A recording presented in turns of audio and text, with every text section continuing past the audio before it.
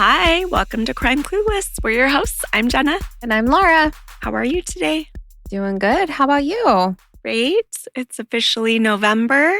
Yep, it's still beautiful outside. Time for sports. All of our outdoor activities can begin. Yes. And we were at sports all morning and I had nice. It was really nice. Got a goal scored. Yeah. Right? Yep. We got a goal in soccer and love it. Still just at the beginning of the season. So it'll be fun. Getting that team working together. Yeah. For both of them. It's always a learning process at the beginning. Definitely. For any sport. Yeah. Yeah. No, it's good. Great. We were bright and early for a Saturday right after Halloween. Yeah. That's not very nice of them. I know. It's like, how do we pull that short straw? Seriously. We have to be here at 8 a.m. Right. Yeah. Ugh. At an away game, not even our normal school, somewhere else. Of course. Yeah. Away game and the earliest time. Yes. Well, but we made it. I'm glad that you're here with me now. Yes. Me too. Yes. You might notice that we are 2 instead of 4. Kayla and Krista both had changes in jobs and passion projects, things that are very exciting and happy. And they're going to focus their time there. But we will bring them back for special episodes and guest appearances and things like that whenever we can get them. Yeah. For now, the 2 of us are going to be your clueless crew. That's harder to say than it.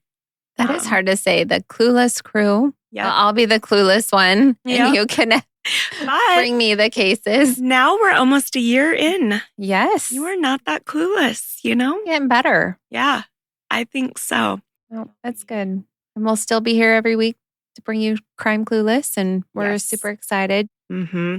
We've got a new podcast under our studio, our Not Today studios, Vanish Voices. If you heard the trailer to that, that's been really great to work on. And we have more fun things like that in the works. Yes. As well as video. Yay. Which is also a learning curve. But we are excited to learn new things, try new things. Yep. Bring in more content. Yes. More exciting things. Some fun new Patreon things in the works. So keep an eye out for that. Yeah. Awesome. Good. Should we jump into this case? Yeah. It is one of the most baffling ones I've ever researched. Oh, no. There's so many that are just still, I have questions about that are baffling. Mm-hmm. So if this one's even more so. It is. I don't know about that.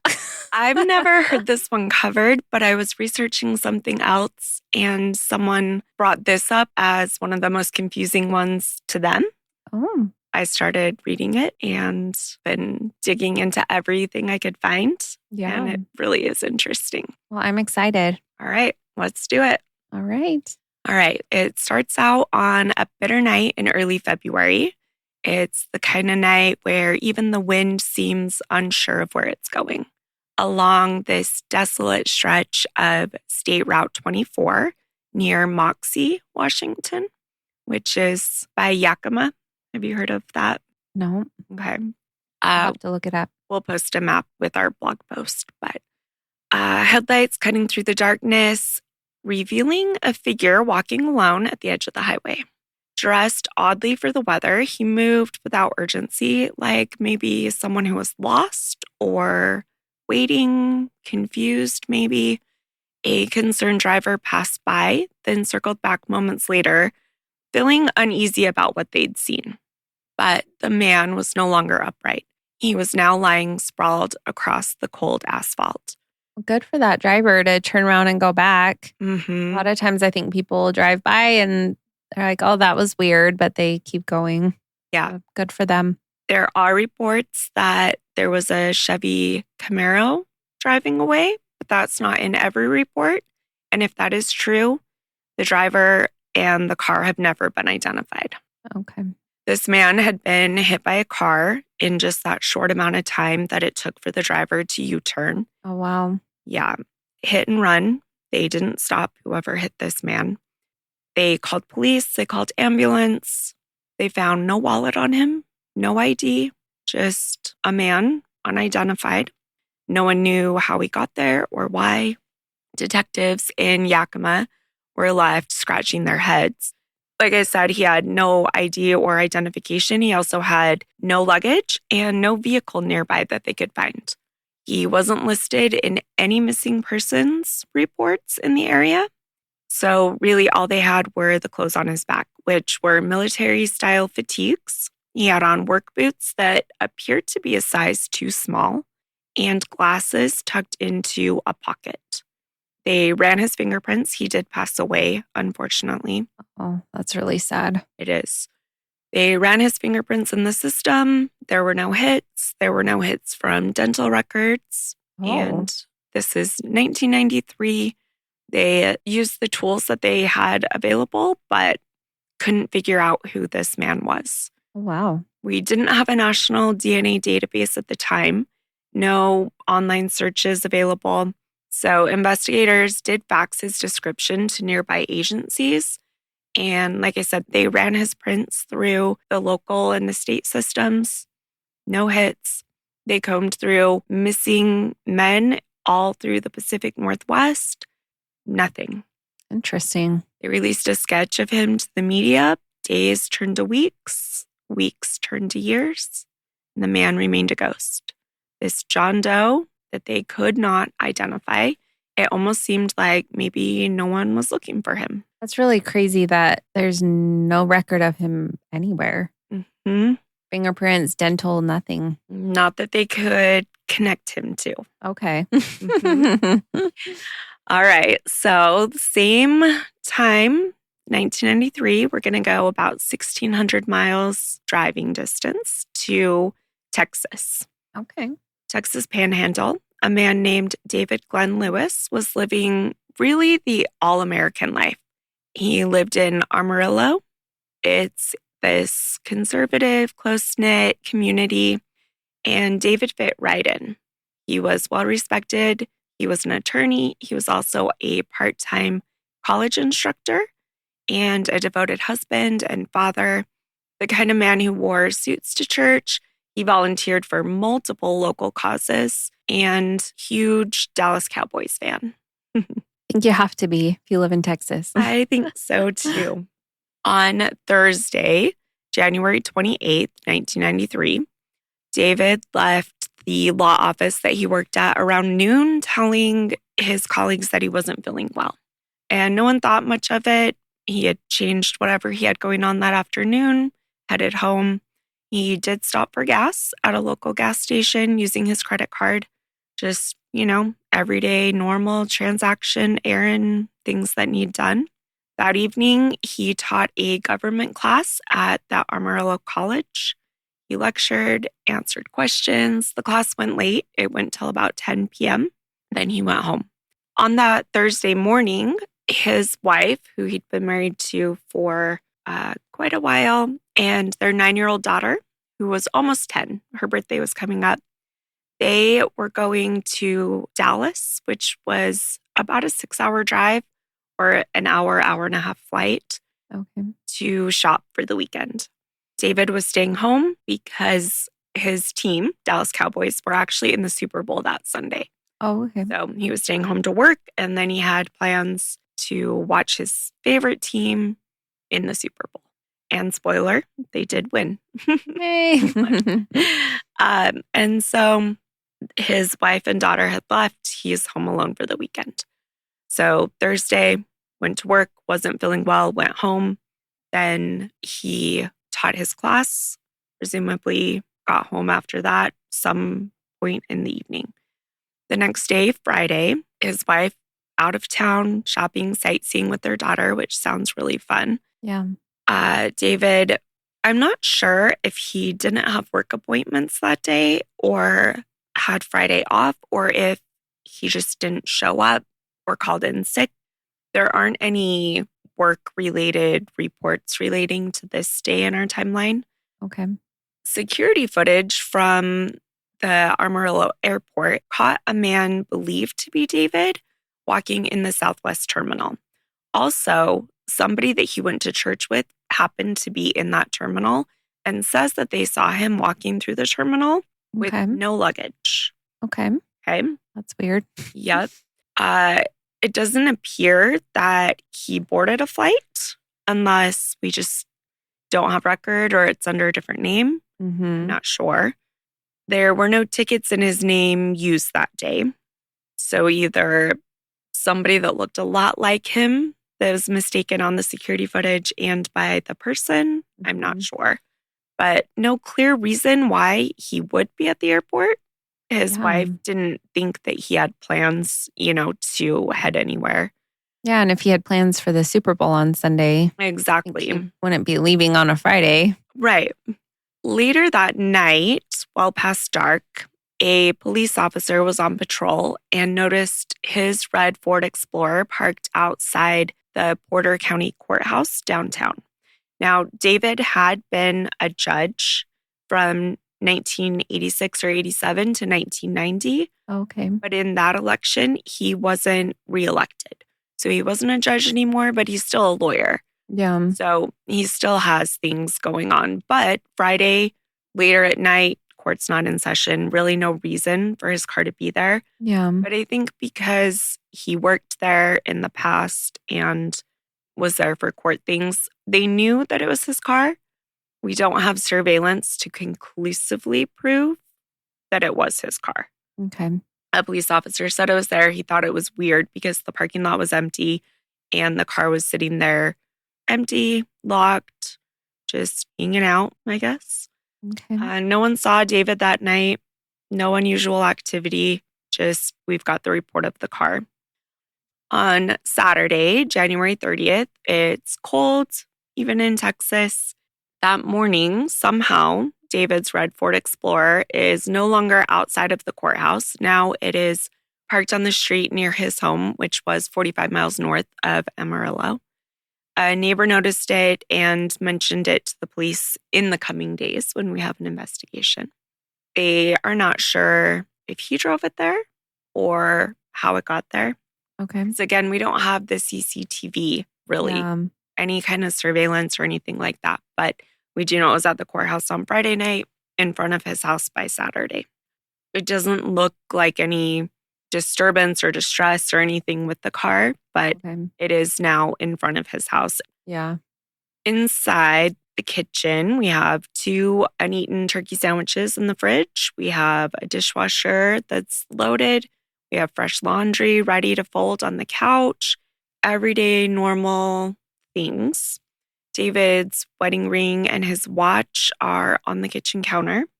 On Sunday, Super Bowl Sunday, the TV had a VCR, so a video recording device for anybody younger that maybe has never had a VCR in their house. And I did ask Dad about this. Some VCRs would have like a timer function, so you could start it at a specific time. Some of the reporting that I read said his specifically did not have a timer. Okay. But maybe. Yeah. There was a tape. Now, I found this interesting.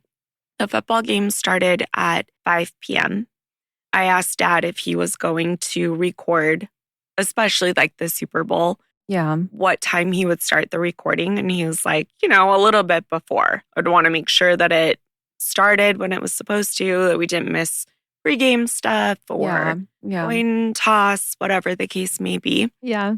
His had started at 5:15. So after. Yeah, 15 minutes after the game started. Okay. So either he was there and then had to run out, so he started it at 5:15.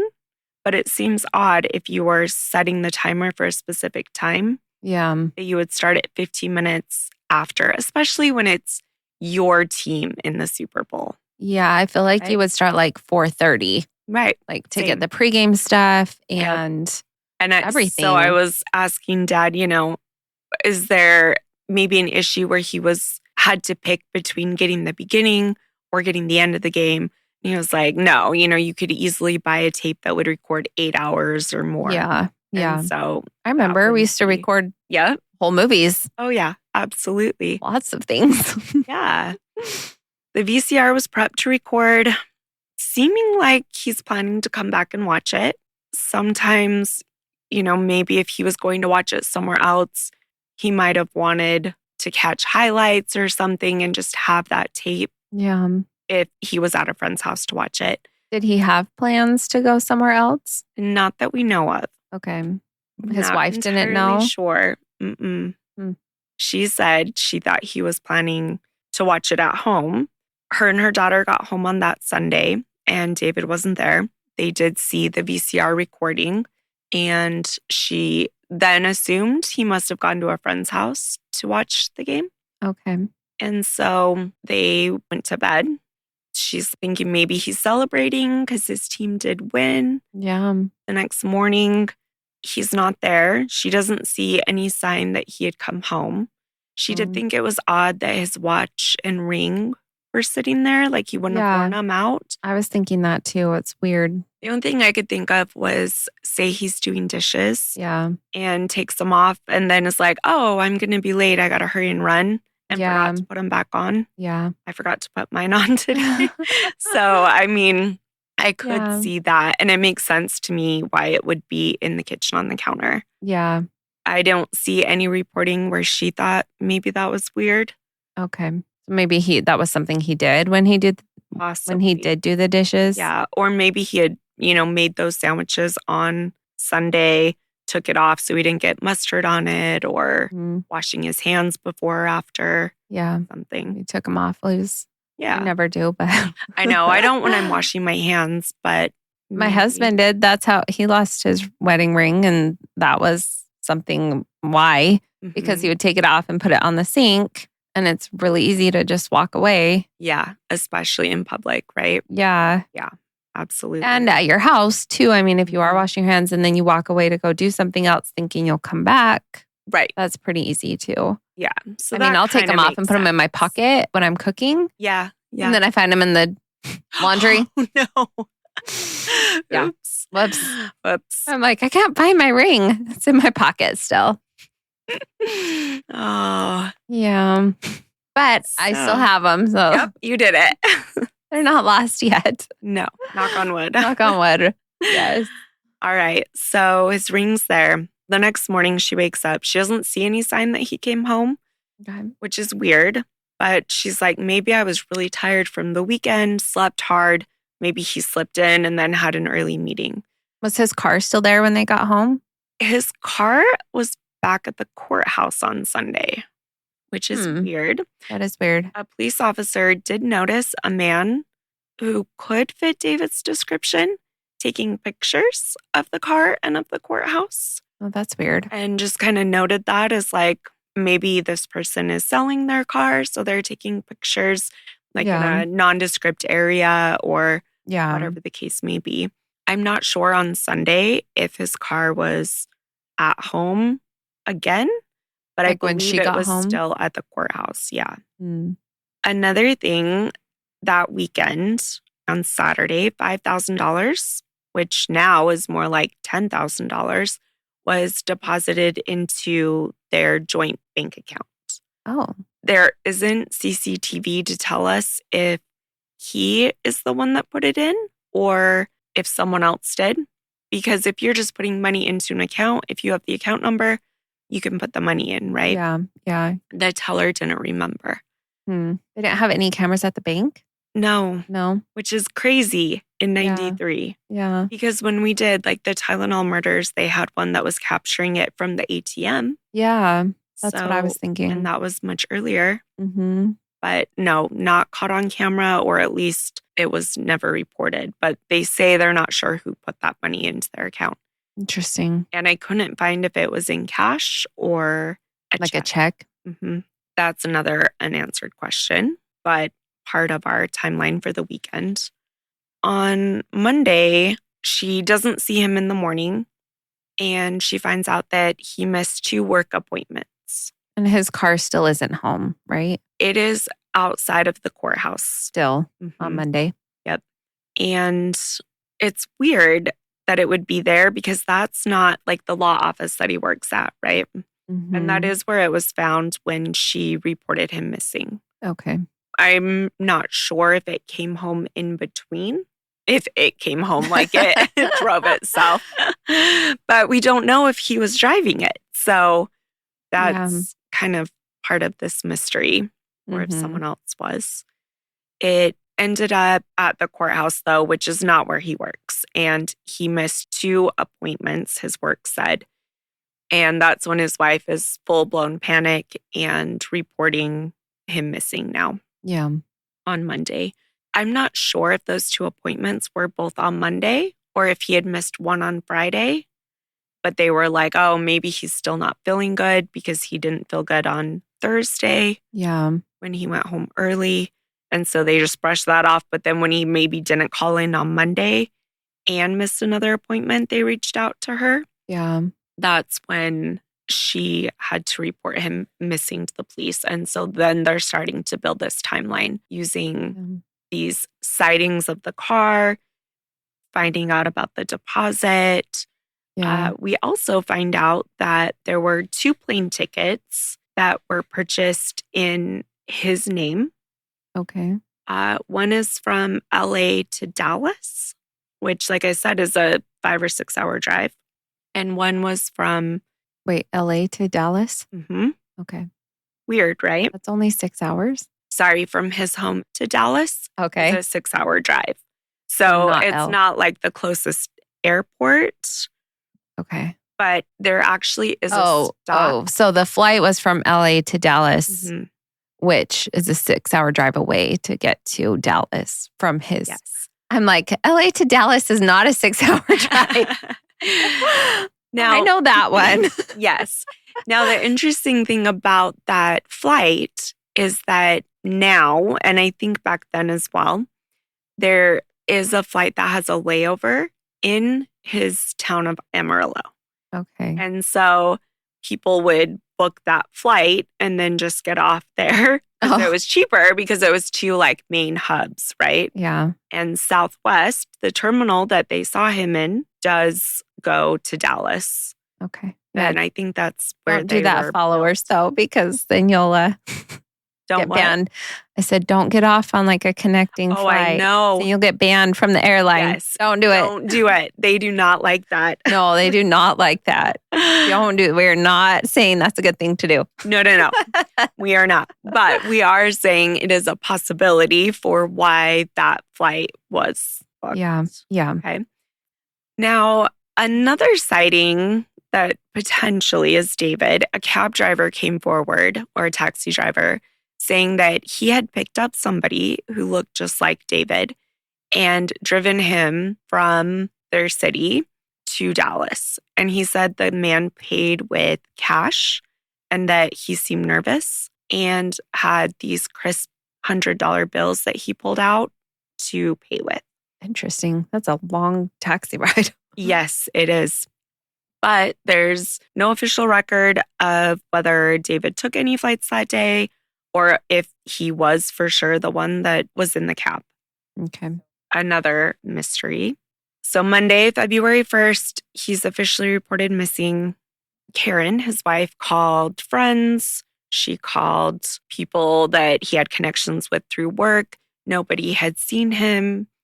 Nobody had heard from him. None of his friends said that they had talked to him that weekend. Just kind of interesting. You would think if your team was playing in the Super Bowl, you'd be texting or, calling your friends or reaching out to them, watching the game with them. Yeah. Did you catch the game? Did you see they won? Things like that. And all of this is just completely out of character for David. He never missed work. He was very dedicated. He doesn't blow off commitments. He doesn't travel without telling his wife or his work that he's not going to be in, making arrangements, whatever. Karen is frantic. She's canvassing local hospitals. She's calling jails. Did something weird happen? Trying to figure out where on earth he could be. There were no accidents that she could find that involved him. He wasn't in any of the hospitals. No arrests, no John Does in the ER, anything like that. Hadn't used his credit cards aside from that gas purchase on Thursday. Okay. They hadn't been used since then. There were no new charges. There were no ATM withdrawals. His checkbook and his ID were in the car that was locked. And they did find the keys under the floor covering in the front. Okay. So locked with the keys inside, which is interesting. Yeah.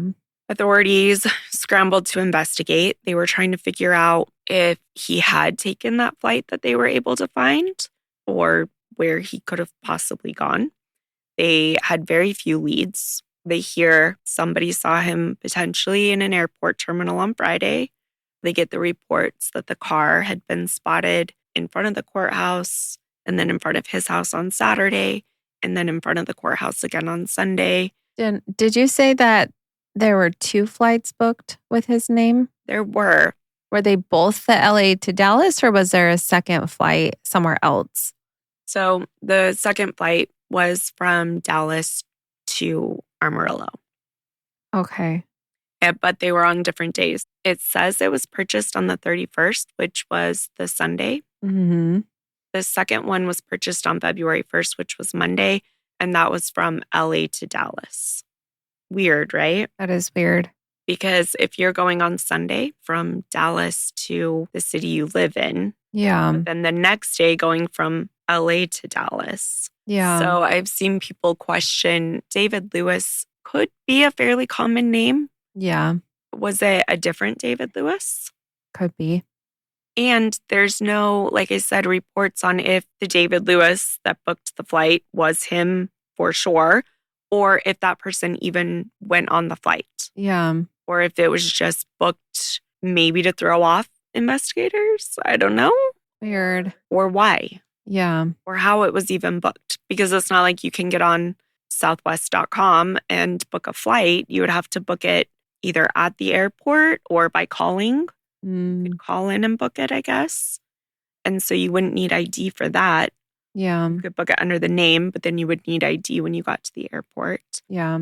So, but if it was a different David Lewis, it could have just been a weird coincidence. Right. Which would be pretty crazy. Yeah. Of a coincidence. They talked to the police officer that saw the man taking pictures of the car. His general appearance is so vague that it seems like it could fit multiple people. Yeah. The only thing really specific about him were his glasses.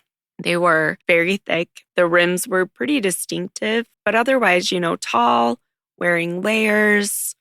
Could be any man. Yeah, exactly. A man.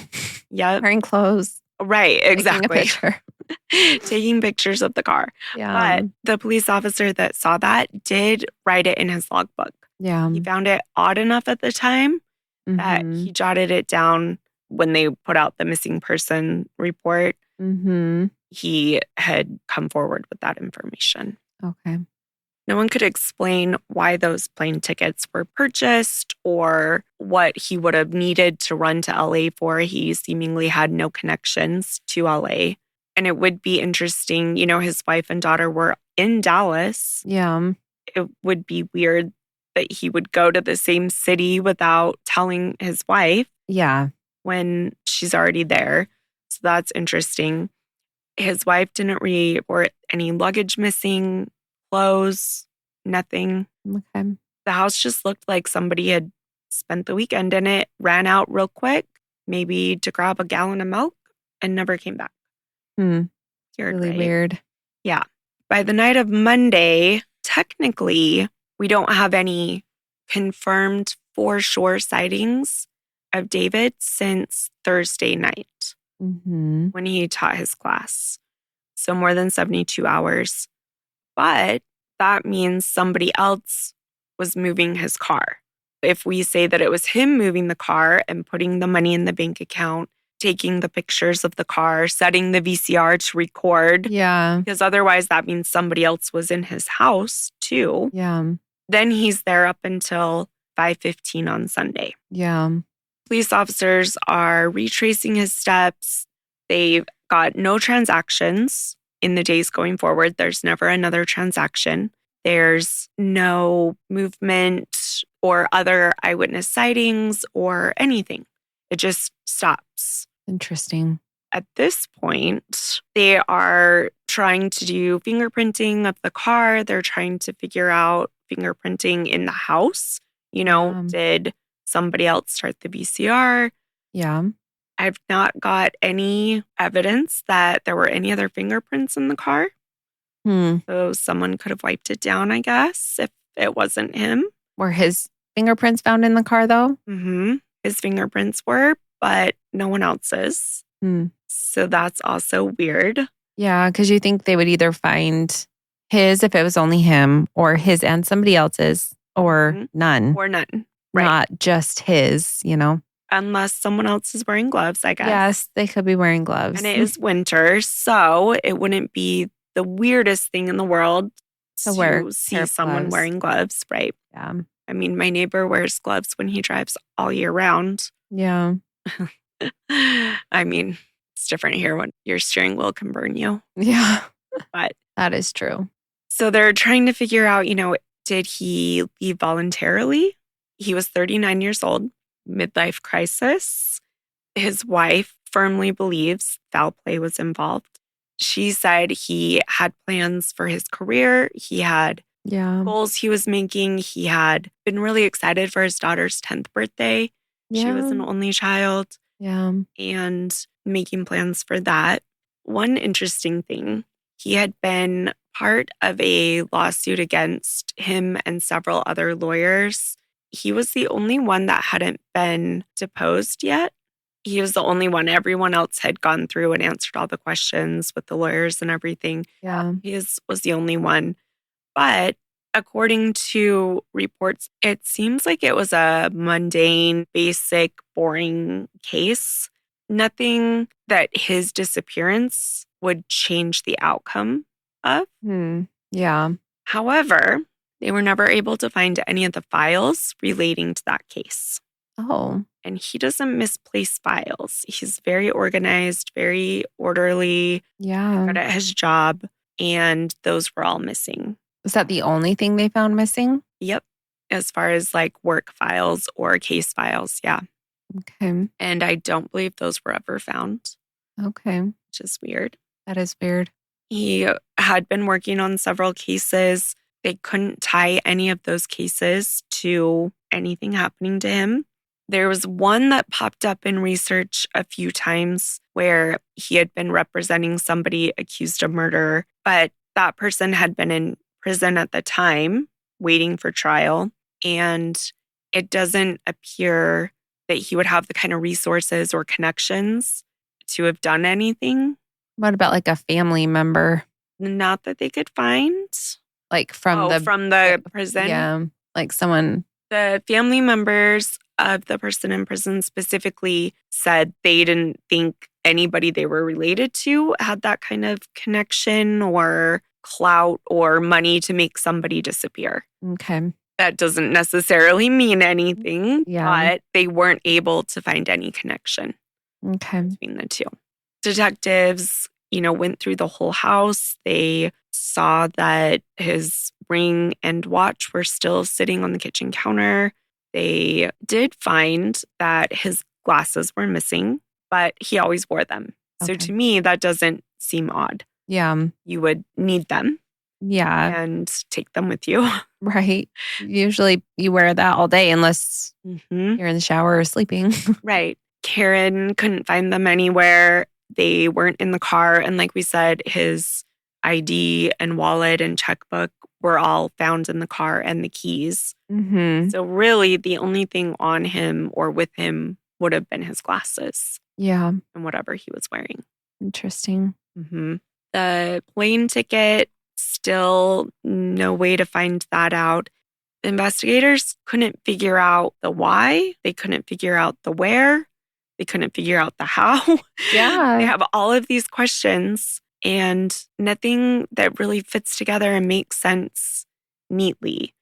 They're trying to go through his work life, his professional life. At home, they found no sign of forced entry, nothing that indicated a break-in or a struggle or that anything had happened at home. The bed had been made. It just seemed like everything was normal at home. They took pictures of everything, the folded laundry, the laundry waiting to be folded, the turkey sandwiches, the VCR, the things that were left behind. They went to his office. They questioned his partners. They questioned his law office partners. They questioned the staff. They confirmed to police that he had left midday on the 28th, saying he wasn't feeling well. They said that wasn't like him either. They couldn't think of another time when he had left midday from work for not feeling well. Yeah. While it wasn't alarming, it was unusual. His part-time teaching job at the college, he had gone, even though he wasn't feeling well. He had gone to teach it. On Thursday night. Yeah. They talked to the students in the class. They said he seemed totally normal. It was just like any other class. He didn't seem in a rush, no stress or anxiety, nothing out of the blue, totally normal. They dug into the fact that, like I mentioned, he had been a judge and then had run for re-election and hadn't been elected. So they looked into that, trying to figure out, is it possible that that's somehow connected? But that was 3 years prior.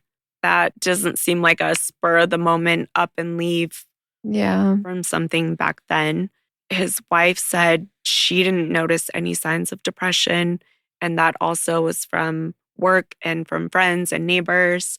Nobody could point to changes in behavior, any mood swings. Nothing that would make you want to up and leave everything. They went through bank records, so that's when they noticed the $5,000 deposit, which was unusual for their bank records. Yeah. Unfortunately, no camera footage of who had put that in. And the person that put it in didn't really remember. It was a busy day. They couldn't specifically say. His wife didn't know where that money would have come from. Yeah. Like, she knows his paychecks come in a certain way, or, if they were to sell a car or something, she would know. Yeah, you would talk about that. Yeah. But they couldn't figure out where that money would have come from. And it's not like it's a gigantic amount for a lawyer, but it still is a decent chunk of money. Yeah, I'll take it. I know, right? I could use an extra $5,000. Yep. With the plane tickets, it's so frustrating to me that we don't have whether they were actually used or not. Yeah. And it was, I'm sorry, I know we've already talked about this.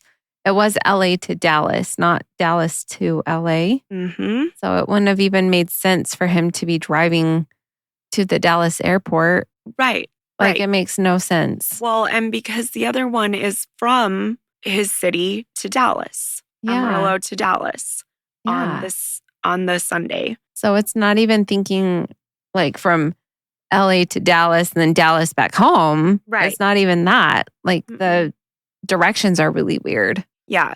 But if you miss the first leg of that flight, then you could LA to Dallas, I would think you wouldn't, because the first leg would stop at Amarillo. That doesn't make sense. And the one from LA to Dallas was booked on Monday? Yeah. The one from... And that one would have had the layover in his city. If you're in Dallas because you took that first flight from Amarillo to Dallas, that's not bringing you back home. Yeah.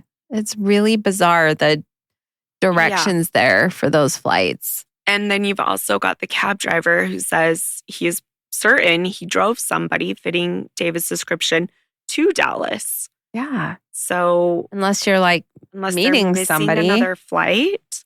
Yeah. Or if he's meeting someone there. True. Did they have any phone records from his house? Did he get any phone calls during that time? Good question. I wasn't able to find that. So whether they didn't release it or they didn't find anything of note, I didn't see, any voicemail box messages or anything like that either. Because I know we've had some cases where they got weird phone calls or left weird voicemails that got deleted by somebody. Right.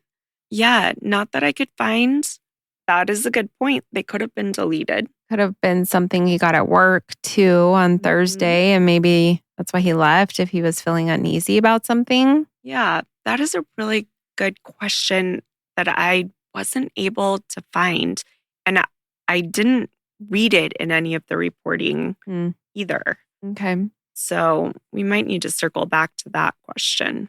I like that.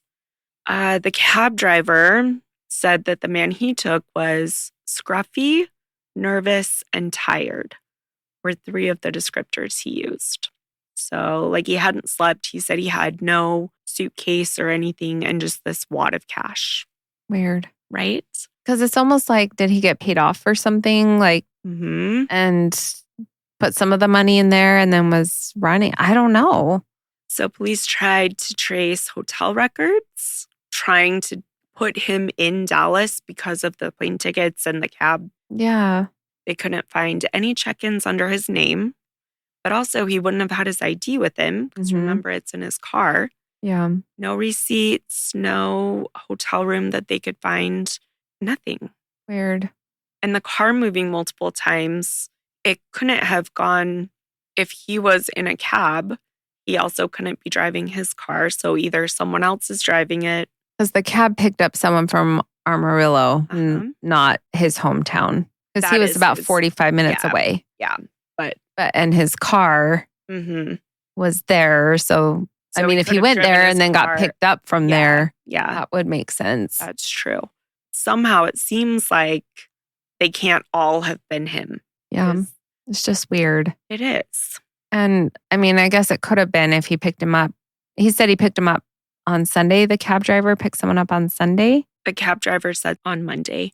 So, I mean, it could have been him. Yeah, because that's the last time his car technically moved. Yeah. Yeah. Maybe he was meeting someone on the first time he was at the courthouse and then went home and then came back and got the money. And where did he deposit the money? Was it in his hometown or did they have like a location of where the bank was? I believe that was in Amarillo too.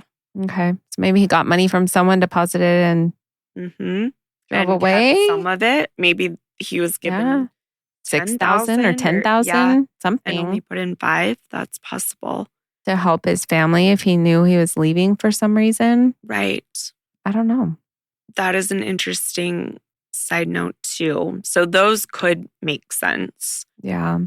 The only thing misplaced or gone from his office were those files for the case that he was a defendant on. And it was just a civil lawsuit, I guess. It involved some other attorneys and a former client. Okay. But it wasn't something crazy. You know, his wife said it didn't seem super stressful to him. I have one more question about the cab. Yes. What time did he say he picked the guy up? That's a good question. I'm not sure on that one. Okay. I wonder what time that cab driver picked someone up. Because that is a long drive. And maybe he was supposed to be on that flight from Amarillo to Dallas to meet someone there. Could be. He had booked someone else a flight from LA. Yeah. And he missed that flight. And so had to scramble to get a cab. Yeah, that's true. Because that one was on Sunday. Yeah. Yeah, Sunday, the 31st. Yeah, and the one from LA was on Monday. The 1st, yeah. They didn't get very far. They didn't have anything that really gave them solid leads, solid ideas. They basically, after months, decided that he left on his own. His wife adamantly denied that. She said he wouldn't have done that. You know, and then also if he left on his own, where did he go? Yeah. And why? But law enforcement was like, you know, you've got plane tickets, you've got the $5,000, you've got him leaving there saying, you know, leaving his wedding ring. Yeah. He decided he was done. Now, years later, 11 years later, there is a superhero detective up in the Seattle area of Washington. He's reading this news report on missing person cases and how hard it is because of the lack of like a national database that's really easy to search, how many John Does and Jane Does are out there. He starts going through and somehow he is able to connect the dots to a few cases, one of which is our hit and run victim that we talked about at the beginning in 1993. He starts using Google and he's searching, missing persons that are certain heights and weights, general age ranges, more nationally from the John Does and the Jane Does that are in his area. Mm-hmm. He gets a list of ones when he's looking at this 1993 case in Moxie and realizes that the glasses that are found in this guy's pocket look a lot like the missing person picture from Texas. He's looking at the date, and it is nearly the same day that this guy is reported missing. This man is hit. He reaches out to his supervisor and says, I think this might be our John Doe. And the guy's like, okay, well, we've got DNA saved, which is awesome. Yeah. They reached out to David Lewis's family. They got DNA from his mom, and it was a match. Mm. And he's able to confirm that David Lewis was the man walking down the street 11 years earlier. So they take that information to Karen, the wife, and to David's family. She's looking at this and she is stunned. Yeah. And Lord, she just couldn't come up with any explanation for why he would have been in this dark, quiet road in Washington. Yeah, no ties there, no family, no one that she knew of. And how did he get there? And how did he get there? Yeah. Because this hit and run was on February 1st, I believe. February 1st. So let's say that he did start the recording at 5:15. If you were to drive there, and what are you driving? Because his car's there. And this man that's walking down the street, they couldn't even find a vehicle in the area that they thought might belong to him. Yeah. That was abandoned or left or whatever. It would take about 24 hours. And that's without stopping for gas or anything like that. Yeah. Right? Yeah. We can look at some of those flights, but they don't really make sense unless you flew to LA and then drove. But again, the flight wasn't that way. Mm-hmm. Exactly. It's from Los Angeles to Dallas. Yeah. Unless they were missing like the other side of it, Yeah. I don't know. Unless he had booked another flight up to Washington under a different name and then from Washington to LA. Fake ID or something. Or if someone else had booked it for him. But it seems like you still had to have ID to get on the flight. You can't just walk onto the flight. So we don't know how he got there. The clothes that he's wearing, his wife says she's never seen them before. And remember, the boots were a size too small. Yeah. There was no ID on him. If we do want to go down that fake ID route, it's not like they found a fake ID. Yeah. And just the fact that he's basically in the middle of nowhere. Yeah. And hit by a car.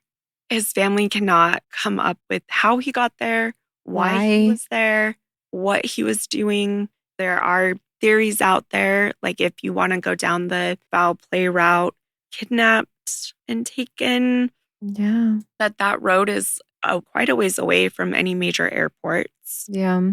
I mean, okay, so maybe he got up there not on his own and then was running. Maybe he got away and was running. But the observer that saw him in the road didn't say he was running. Yeah. He just said like casually walking in the road. Who hit him? Yeah. Because they never came forward. So was it intentional or somebody that had been drinking? I guess it was the next day. It wasn't on the Super Bowl, but yeah. So it's it's completely still unsolved. Yeah. I mean, you've at least got I don't know why the place, but right. They found him and could give them that he's not just out there living another life. Yep. You still have to have all those questions. Right.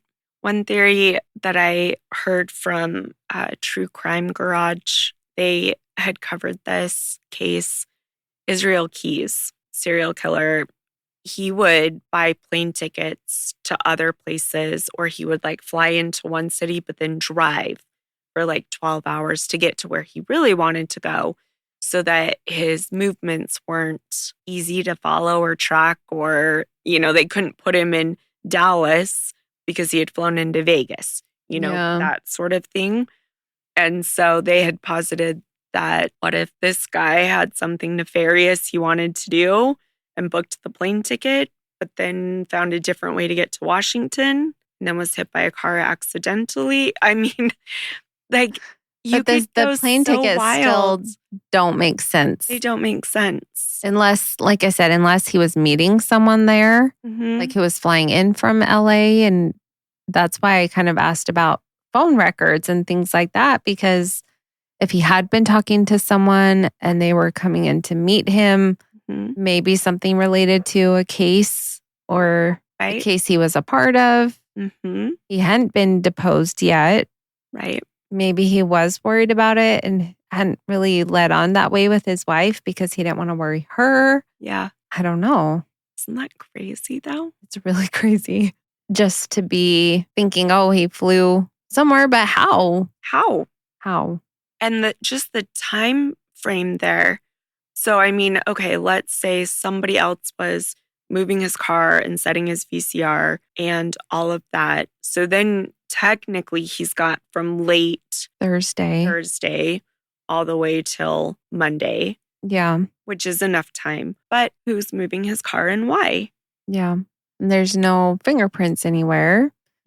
Why wouldn't he have taken his wedding ring? Yeah. Or his watch? Like, what are you doing in Washington? Yeah. Why are you there? Right. How did you get there? Maybe he did go there on Friday and was planning to be back and something happened, but he still wasn't back. He was hit by a car after when he would have needed to be home. Yeah. If he didn't want his wife to know, or you know what I mean? And what car? If he didn't fly, how did he get up there since his car was seen at home? Right. Even if he did leave on Friday morning or something. And unless someone else picked him up. Right. But you would think you would need your ID if you're driving that far in case you get pulled over. If someone else took him, I meant if someone else picked him up and he drove with somebody else. Yep. And maybe that could explain the LA flight back to Dallas. But why wouldn't you fly into Amarillo? I mean, you could get off the plane at Amarillo, though. You could, if it, like we said, if it was like a cheaper. Yeah. Or to throw investigators off. Yeah. I guess. If he was going to drive down the coast to LA, and a long drive still. It is. Yeah. Really far. Yeah. I mean, it was far from where we lived in Oregon. From Washington adds even more to that. Right. Do you remember how far it was from Oregon? I know it was like 12 hours from Oregon to Utah. Yeah. Because I looked to drive down here and I think it was like 20 hours or more, 22 or something. Because, from here to like Sacramento, I know it was like 13 hours. Yeah. It is so baffling. And when you like think that this theory works, there's still parts of the puzzle that don't fit in. Yeah. And then so you change the theory to fit with those parts of the puzzle, but then there are other questions. Yeah. I don't know even what my theory would be on this one. Yeah. I don't know either. It baffles me. I feel like there's a lot missing that we need more answers to. I can't imagine being his wife. Yeah. And being left with those questions. Like, one, you don't know where he was for 11 years. Yeah. And then two, after that length of time, finding out that he's been gone all those years. And being told, well, he must have just left you on his own. Like he didn't want to do this anymore and just left. Yeah. And really, there's so many questions. And his wife came under scrutiny a little bit because she did refuse to take a lie detector test. But she had plenty of lawyer friends from her husband, and he might have told her lie detector science is junk science. If you ever in the situation, don't take one. Yeah. I personally don't think that shows anything about her. Yeah. Well, and she was gone. And with her daughter. Her daughter in 5, Dallas. 6 hours away. Yep. And they had driven there? Most reports I read said that they drove. And then I saw one at the very end that said they flew. So there was a little bit of reporting that wasn't the same from news site to news site, but most said that they drove. So their car would have been gone. Yeah. But that is a long drive. It's a long drive. It would have made sense to fly because there is a flight between the two. But yeah. Unless they wanted to have a road trip. I mean, true. That's kind of fun sometimes. Yeah. With you and your daughter. Or you're afraid of flying or whatever. Yeah. So I was trying to think if there were any other theories that are out there, but I think those are really the only ones. Yeah, what we kind of talked about. Yeah. I am curious who was driving that hit him. Yeah. And why they never came forward. And I can come up with reasons for that aren't even related to him being him, but it is a puzzling part of this mystery. Yeah. So, it's really sad. It is really sad. Really sad that they don't know why. They don't know what happened to him. Someone did hit him and just drove off. I think that's awful too. It's awful. And that's one of two things. Either someone hit him and drove off, or someone was chasing him and hit him. Yeah. Which is why they didn't come forward. But then who is that and why? Yeah. So I don't know. Yeah. Lots of questions. A lot of very baffling case. Yeah. You were right. It is. Because there are no answers. Like we know what happened to him, but. Which we don't always know. Yeah.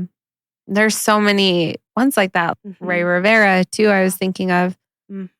At least that one had some other weird things with it too. Yes. This one, it was just, he was seemingly living his life, normal. Things seemed fine. Yep. And all of a sudden, he's gone. He's gone. And man, what a bummer that they didn't find out he was that John Doe for so long. Yeah. Because they probably could have tracked other leads or investigated other things with Washington, or they didn't even know to look there. Yeah. All of those were lost by the time 11 years later. Connected. Yeah. Yeah. When you're in Washington, looking in Washington, not looking in Texas. Yeah. Or Dallas or LA. Anywhere. Or, yep. If they were looking in their surrounding areas, even that doesn't include Texas. No. There's so many other states. There's so many right there that you could look at. They're more looking Pacific Northwest. Yeah. Not Texas. Right. Just so sad that they didn't know for so long. I know. And unfortunate, like you said, that they lost all that. Did they look into any of the other lawyers were they like his friends, the one that were part of that lawsuit with him? Yeah, I believe so. They were ones either from his company or like his law office. It wasn't one of them took his files or something. I mean, maybe. Was not that they've ever admitted to, I guess. Yeah. But that's interesting. That's the other thing I was thinking with that lawsuit. And that specifically is what was missing. Did someone else find something? I don't know what it was about. It seems like I can't find the details of the case. I saw that others that had tried to find couldn't find it either. But it just doesn't seem like it was something high stakes. Yeah. You know? Was it someone who lost a lot of money because they didn't defend them well enough? Or I don't know. Did they find some mistake that he made, or maybe did they pay him off to leave and take his case files with him? Right. I don't know. They weren't found with him. Yeah. But he was also really far away. True. Without any kind of vehicle or, Where did he get the clothes he was found in? And the shoes? The Goodwill, maybe? Maybe. No. Isn't that so crazy? It's really crazy. Yeah. That is the story of David Glenn Lewis. Unfinished story. And I really hope that somebody has some kind of answer, sighting, knows something somewhere. Yeah. To at the very least give his wife and daughter answers. Well, and that's the other thing too. Like you were saying, they can't even ask around now to people in Moxie, Washington. Did this guy come in there? Right. I mean, they could have done that before when he was hit. Yes. If they had. Did you see this guy? Well, even without connecting, if there's some random guy walking down the street, they could have asked places around there if he had been there. Yeah. Like at a Goodwill or a grocery store or something, if someone had seen him, where he came from. And I'm sure they did to some degree, but didn't find anything. Yeah. I don't know. Because they were looking, to see if they could identify him with missing persons reports or hospitals, jails, things like that in the area. In Washington too? Yeah. But not with his name. Yeah. But this person, here's a picture. Yeah. I think. I don't know. No. Really? Tell us what your theories are. I want to hear. I want to know. What are we missing? Yeah. I wish I could find some of the answers to the questions. I couldn't find case files, and maybe they don't exist or they're just closed and not released, but I would love to read them. Yeah. Would love to see everything that they followed up on, because I'm sure some of the things that we're questioning, they probably know. Yeah. But not all of them. Yeah. Since they still don't know why or how, what happened. Yeah. So let us know. You can connect with us on social media. We're at Crime Clueless, or send us an email with your thoughts and ideas, crimeclueless@gmail.com. If you found this episode baffling like we did, let us know. We're not alone. No, yes. And share it with somebody that might find it crazy too. We're on Apple, Spotify, Amazon, Audible, iHeart, YouTube. Everywhere. All major streaming platforms. Yeah.